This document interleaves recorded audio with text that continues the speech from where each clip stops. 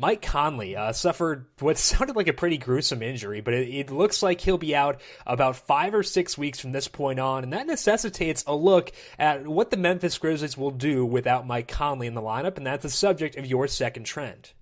Yeah, in his absence this past week, Andrew Harrison has been pretty solid as a value play, but I'm going to be looking more at a guys like Marc Gasol.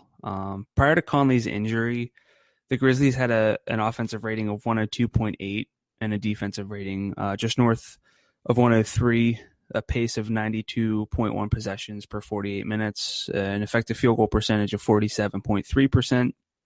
In the 4 games since, not a big sample, obviously, they have a 106.6 offensive rating. Their defensive rating's up to about 109.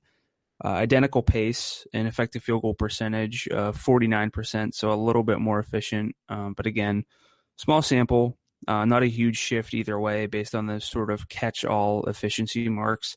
And this does come without Vince Carter, Chandler Parsons, Zach Randolph, who's missed quite a bit of time recently. Marc Gasol has produced 0.95 FanDuel points per minute and a usage rate of 29.6%.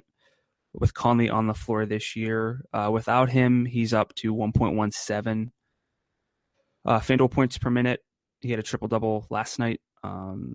He can really get things done, but his rebound rate, too, is below 10%, and that's kind of concerning for his floor, even though he's sort of doing everything else to fill the void.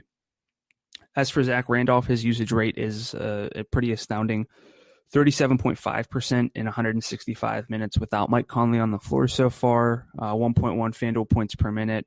Overall, it's hard to tell if this can stick.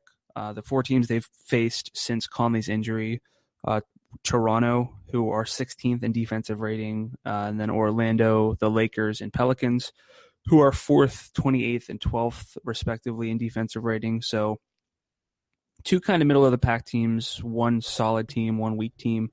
But the early returns suggest that the Grizzlies maybe can avoid disaster, and that makes me still want to target a guy like Marc Gasol when I can. Like I said, he had a triple-double. Monday night, he's hit about four FanDuel points per 1,000 in salary, pretty much since Thanksgiving. But like I said, his rebound rate's down. That does concern me, but he's kind of the go-to guy whenever the alternative is Andrew Harrison. And I know they brought in Tony Douglas, but I think that means a little bit more for Wade Baldwin than it does for Andrew Harrison. So overall, I think the takeaway is that they might not be as bad as we might have thought originally.